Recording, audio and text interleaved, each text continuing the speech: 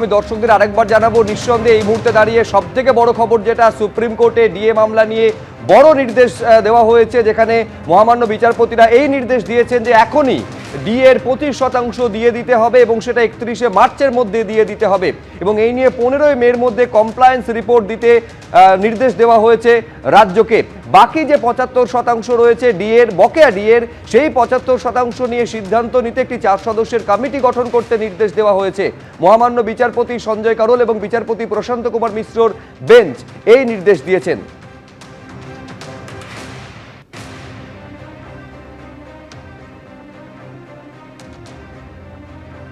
বকেয়া ডিএর 25% দিয়ে দিতে হবে এবং সেটা 31শে মার্চের মধ্যে দিয়ে দিতে হবে বলে নির্দেশ দিয়েছে সর্বোচ্চ আদালত। এই যে নির্দেশ আজকে সর্বোচ্চ আদালত তার রায়দানের মধ্যে দিয়ে করেছে, কি রয়েছে তাতে বিস্তারিতভাবে জানবো সরাসরি। বিজেন্দ্র সিংহ আমাদের প্রতিনিধি রয়েছেন। বিজেন্দ্র, ইন্দু মালহোত্রা, ত্রিলোচন সিং চৌহান দেখো, আজকে বড় জয় হয়েছে কর্মচারীদের। বছরের পর বছর আমরা দেখেছিলাম সুপ্রিম কোর্টেও হিয়ারিং হয়েছে, এর আগে তারা তাদের জয় হয়েছিল ট্রাইব্যুনালে এবং হাইকোর্টে, এবং সুপ্রিম কোর্টের দিকে তারা তাকিয়েছিলেন এখান থেকে কি রায় আসে। এর আগে ইন্টারিম অর্ডার দিয়েছিল সুপ্রিম কোর্ট, যখন বলেছিল 25% আপাতত ডিএ দিয়ে দেওয়া হোক এবং বাকি যে ফাইনাল যখন জাজমেন্ট আসবে তারপরে সিদ্ধান্ত নেওয়া হবে। কিন্তু আজকে সুপ্রিম কোর্ট স্পষ্ট বলেছে কি ডিএ কর্মচারীদেরকে দিতেই হবে এবং যে অল ইন্ডিয়া প্রাইস ইন্ডেক্স আছে সেটাকে মেনেই দিতে হবে, এবং যে প্রশ্নগুলো করা হয়েছিল বিশেষ করে রাজ্যের তরফ থেকে, সেটা কার্যত বলা যেতে পারে সবই খারিজ হয়ে গেছে। শুধুমাত্র একটা পয়েন্টে বলা যেতে পারে রাজ্যের পক্ষে গেছে, সেটা হলো কি ডিএ কি ফান্ডামেন্টাল রাইট কিনা, সেটা নিয়ে সুপ্রিম কোর্ট আজকে বলেছে কি তারা যেহেতু দুটোই পক্ষ কোনো প্রেস করেনি, সেটাকে তারা গভর্নমেন্টের পক্ষে দিচ্ছেন, স্টেটের পক্ষে দিচ্ছেন। কিন্তু বাকি যে 13টা কোয়েশ্চেন ফ্রেম করেছিল সুপ্রিম কোর্ট যে আজকে রায় দেওয়ার সময়, তারা জানিয়েছেন সব রায় কিন্তু কর্মচারীদের পক্ষে গেছে। বিক্রম ব্যানার্জি আমাদের সঙ্গে রয়েছেন, এর আগে আমরা দেখেছি দীর্ঘ যখন হিয়ারিং হতো তিনি এখানে আসতেন। আজকে কতটা তিনি সন্তুষ্ট কোর্ট থেকে? অবশ্যই একটা যদি প্রশ্ন বাদ দেওয়া হয়, সব প্রশ্নের জবাবে আপনাদের পক্ষে গেছে। দেখুন, 10 বছর লড়াই করে এটা সত্যিই খুবই সন্তুষ্টির জায়গা আজকে, কারণ এত বছর পর পশ্চিমবাংলার প্রায় ধরে রাখুন প্রায় 20 লাখের কাছে কর্মচারী রিটায়ার্ড এবং ইন সার্ভিস মিলিয়ে যদি ধরতে হয়, সেটা সংখ্যাটা বিরাট।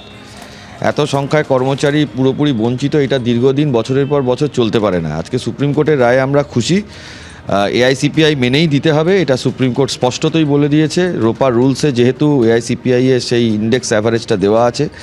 দ্বিতীয় কথা হলো যে 25% বকেয়ার কথা, সেটা 6 মার্চের মধ্যে ক্লিয়ার করতে হবে। একটা কমিটি করা হয়েছে সুপ্রিম কোর্ট জাজেসদের নিয়ে, including controller and auditor general of India থাকবে। যে স্টেট গভর্নমেন্ট বারবার করে বলছে যে ফিনান্সিয়াল ক্রাইসিস, সেইটার উপর দেখবে এবং কীভাবে এটাকে ইমপ্লিমেন্টেশন করানো যায়। পার্টিকুলারলি শুধু জাজমেন্ট না, সেটাকে যাতে মানুষের হাতে বা যে কর্মচারীদের হাতে টাকাটা কীভাবে পৌঁছানো যায়, সেটা কমিটি দেখে 15 মের মধ্যে সুপ্রিম কোর্টের কাছে রিপোর্ট দেবে। এটা খুবই বড় জয় কর্মচারীদের ক্ষেত্রে, কর্মচারী সমাজের ক্ষেত্রে। এটা নিয়ে সুপ্রিম কোর্টে প্রায় 10 বছর মামলা চলছে, রাস্তায় কর্মচারীরা দীর্ঘদিন আন্দোলন করছে। আজকে তার একটা বড় জয় আমাদের আজকে এসেছে। বিক্রম, এই কথাও বললেন সুপ্রিম কোর্ট কি যারা যে এমপ্লয়িরা রিটায়ার করে গেছেন তারাও কিন্তু এই বেনিফিটটা পাবেন। যখন তারা সার্ভিসে ছিলেন তখন অর্ডার আসেনি, কিন্তু তারা লড়াই চালিয়ে যাচ্ছিলেন, তাদেরকে ওই টাকা দিতে। হ্যাঁ, যারা অ্যাকচুয়ালি তো দেখুন, যারা ইন সার্ভিস যারা আছেন তাদের দুদিন পরে হলেও হয়, কিন্তু যারা রিটায়ার করে গেছেন, পেনশন হোল্ডার 70, 80, 90 যাদের বয়স হয়ে গেছে, মেডিকেল আছে, তাদের ক্ষেত্রে এটা সত্যি কষ্টদায়ক। তাদের ক্ষেত্রে তো সবার আগে দিয়ে দেওয়া উচিত ছিল রাজ্য সরকারের, সেটা দেয়নি বলেই তো আজকে এতদিন ধরে মামলাটা লড়াই হয়েছে, এতদিন ধরে চলেছে। যতদিন পেরেছে এই মামলাটাকে ডিলে করানোর চেষ্টা করেছে। কিন্তু সবথেকে বড় প্রশ্ন ছিল কি ফিসক্যাল পলিসিকে সুপ্রিম কোর্ট ঠিক করে দেবে কি? রাজ্যের যে ইকোনমিক কন্ডিশন রয়েছে সেটা রাজ্যকে করতে হবে, এই আর্গুমেন্টটা রেখেছিলেন কপিল সিব্বল, আমরা দেখেছি সুপ্রিম কোর্টে। আজকে সুপ্রিম কোর্ট তার জবাবও দিয়েছে কি কতটা সেটা ফিসক্যাল পলিসিতে এঙ্গেজমেন্ট করা যেতে পারে, এবং তাই যখন কমিটি আজকে করা হয়েছে সেখানে কন্ট্রোলার এবং অডিটর জেনারেল সিএজি নিজেও থাকতে পারেনি কমিটির মধ্যে, বা তার কোনো প্রতিনিধি থাকবেন যিনি দেখবেন স্টেটের ফিসক্যাল কন্ডিশনটা কি। সেক্ষেত্রে তোমাদের মনে হয় না কি যে স্টেটে যে ফিসক্যাল কন্ডিশন এই মুহূর্তে রয়েছে, তাদের এত টাকা দেওয়াটা তাদের উপর একটা বোঝা হবে? দেখুন, আমার কাছে কোনোভাবেই এটা বোঝা মনে হয় না, কারণ ফিসক্যাল পলিসি স্টেটের টাকা নিয়ে, এটা সম্পূর্ণ বাজে কথা। এটা আমরা মানি না। এই টাকাগুলো ভুলভাবে এই ক্লাবকে পয়সা দিয়ে, একে পয়সা দিয়ে ড্রেন হয়ে যাচ্ছে, যেটা কর্মচারীদের পাওয়া উচিত, যারা কাজ করছে তাদের পাওয়া উচিত। কন্ট্রাকচুয়াল যারা কাজ করেন তাদের মাইনে কম পশ্চিমবাংলায়। এই ফিসক্যাল পলিসির মধ্যে এগুলো তো দেখা উচিত। স্টেট তো এটা দেখে না। আজকে সুপ্রিম কোর্ট এটা বুঝতে পেরে তাই জন্য এই কমিটিটা তৈরি করেছে। ডেফিনেটলি ফিসক্যাল পলিসির মধ্যে কোর্ট অনেক সময় ইন্টারভিন করে না, কিন্তু পশ্চিমবাংলার যা সিনারিও বছরের পর বছর দিনের পর দিন যদি বঞ্চিত হয়, তাহলে একটা কমিটি করে সেটা দেখা হবে না? এবং সুপ্রিম কোর্টের রায়কে আমরা সবাই স্বাগত জানাচ্ছি। কিন্তু যখন এর আগে প্রশ্ন উঠেছিল কি যদি 25% ডিএ দিতে হয় স্টেটকে, তখন 10,000 কোটি টাকা তাদের খরচ হবে এবং ফুল ডিএ দিতে গেলে 40,000 কোটি টাকা খরচ হবে। এরকম হিয়ারিং চলাকালীন আমরা এর আগে দেখেছিলাম। কিন্তু এখন কত টাকা হবে সেটাই কমিটি দেখবে এবং ফার্স্ট ইনস্টলমেন্ট দেওয়ার পর কি স্ট্যাটাস রিপোর্ট জমা দিতে হবে? হ্যাঁ, সে স্টেটারিজও জমা দিতে হবে এবং এটাকে কীভাবে ইমপ্লিমেন্টেশন করানো যায় সেটাও কমিটি দেখবে। কারণ এরমভাবে তো হতে পারে না যে বছরের পর বছর তারা কর্মচারীরা বঞ্চিত। এইটা কি করে সম্ভব হয়? সেই জন্য এবং সুপ্রিম কোর্ট 15 মে এটা কমপ্লায়েন্স রিপোর্টের জন্য রেখেছে। সুপ্রিম কোর্ট মামলাটাকে ডিসপোজ অফ করে দেয়নি। আরেকটা কথা বলে ফিসকাল যেটা কথাটা বললে, সব রাজ্যের সঙ্গে আমরা যদি তুলনা করি, এর আগেও কপিল সিব্বলও বলেছিলেন কি কোন স্টেট কোন হারে দিয়ে দেবে সেটা সুপ্রিম কোর্ট ঠিক করে দেবে না। স্টেটের লিভিং কন্ডিশন কী আছে, স্টেটের ফাইন্যান্সিয়াল কন্ডিশন কী রয়েছে, স্টেটের হয়তো এমপ্লয়িরা অন্য বেনিফিটগুলো পান যেটা কেন্দ্রীয় সরকারের কর্মচারীরা পান না, তো সেই আর্গুমেন্টগুলোর কী হলো? দেখুন, স্টেটের যদি নিজস্ব ফিসকাল পলিসি থাকে তো স্টেটের নিজস্ব একটা তো ইন্ডেক্স অ্যাভারেজ থাকবে, সেইটা কোথায়? পশ্চিমবাংলায় নেই।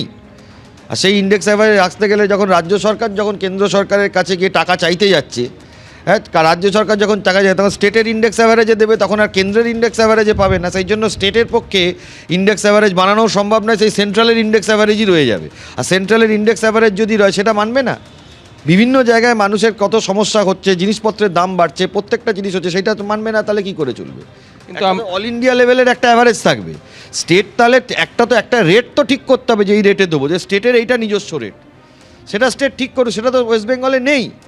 তো যদি না থাকে তাহলে কোনটা ধরে ফলো হবে, এইটার কি কোয়েশ্চেন হবে? সেই অটোমেটিক্যালি সেন্ট্রালের রেটটা ফলো হবে। আজকে স্টেটের বাজেটও রয়েছে, আপনারা কি এক্সপেক্ট করছেন তার কিছু ইঙ্গিত পাবেন আজকে বাজেটের মধ্যে? দেখুন, বাজেটে কি করবে, কি ইঙ্গিত দেবে না দেবে সেখানে টাকাগুলো অ্যালোকেশন না, সেইটা দিয়ে আমাদের এইখানে এই মামলার সাথে কোনো সম্পর্কই এই জন্য নেই, কারণ supreme court has taken care of all the things. Supreme court has taken care of all the things. এইখানে রাজ্য সরকার কি বাজেট করলো না করলো, কি তার ফিনান্সিয়াল ক্রাইসিস আছে, দ্য কমিটি উইল ডিসাইড। এইটা তার মানে এটা বলা যেতে পারে কি এই যে কমিটি আছে সেটা ফিসকাল স্ট্যাটাস কি এখন পশ্চিমবঙ্গ সরকারের, তাদের কাছে কত ইনকাম রয়েছে, কত খরচ রয়েছে, তারা কতটা দিতে পারবেন, এসবও বিবেচনা করবে এই কমিটি। কমিটি সবটাই দেখবে এবং মেনলি কমিটির যেটা উদ্দেশ্য থাকবে সেটা হলো যেই এমপ্লয়িরা যাতে পায় পুরো টাকাটা কত? অ্যাকর্ডিং টু স্টেট পুরোটা হলে 43,000 crores অ্যাপ্রক্স স্টেটের ওপর বার্ডেন পড়বে।